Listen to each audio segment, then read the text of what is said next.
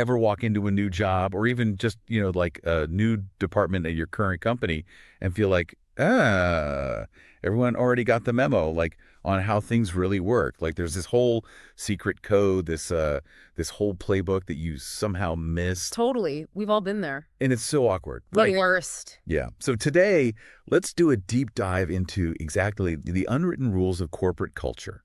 All those things they don't tell you in the employee handbook. Right, exactly. It's like every workplace, it has its own like dialect, A dialect. Okay. Yeah. I like that. Even if everyone's like using the same corporate jargon on the surface. So how do we even begin to decode that? Yeah. What are like the first steps to even recognizing what this dialect is? Well, honestly, I think it all starts with observation.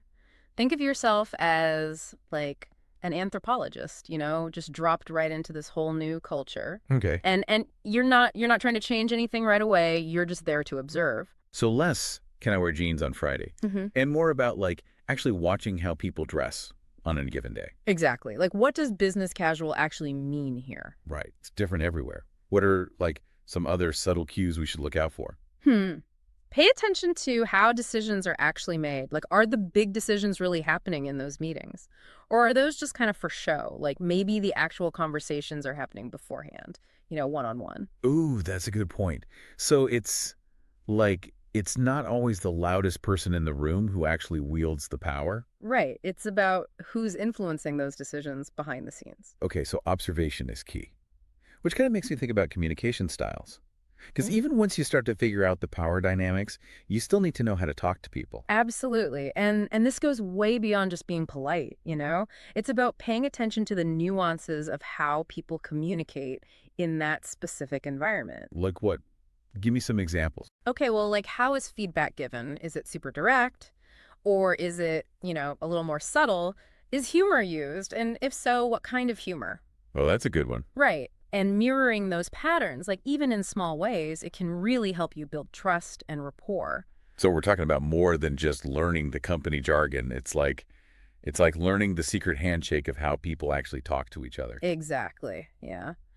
And speaking of, fitting in, let's talk about building your network, building alliances within the company. Because even if we like nail the company dialect, it doesn't mean much if we're, speaking to an empty room. 100%. This is where understanding, like, the political landscape is so key. Ugh, office politics. I know, but it's real, right? You have to know, like, who are the influencers? Who are the decision makers? Who are the people who can actually help champion your ideas? Okay, so how do we figure that out? Aside from just, like, gossiping with Brenda from accounting. Well, and this is important. It's not about gossiping. It's about building genuine relationships.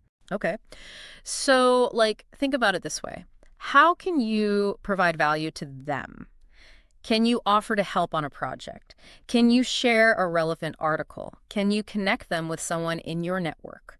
So it's like networking, but more about providing actual value. Yes. And building those genuine connections, that can make all the difference in navigating those unwritten rules. It's about strategy. So it's not about, being a, quote, political person.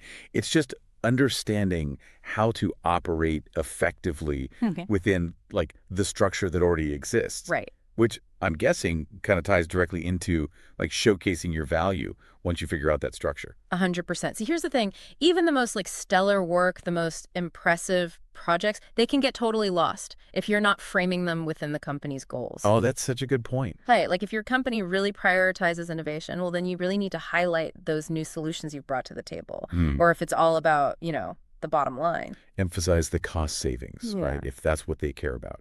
Exactly. You have to speak their language and show them how your work is directly contributing to the things they care about.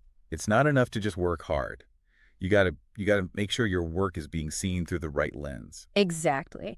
And honestly, one of the best ways to make sure you're on the right track, with all of this, seek feedback and do it regularly. Oh, interesting. Yeah. Don't be afraid to go to your boss or like trusted colleagues and just ask for their honest opinions. Feedback is a compass. I love that. Right.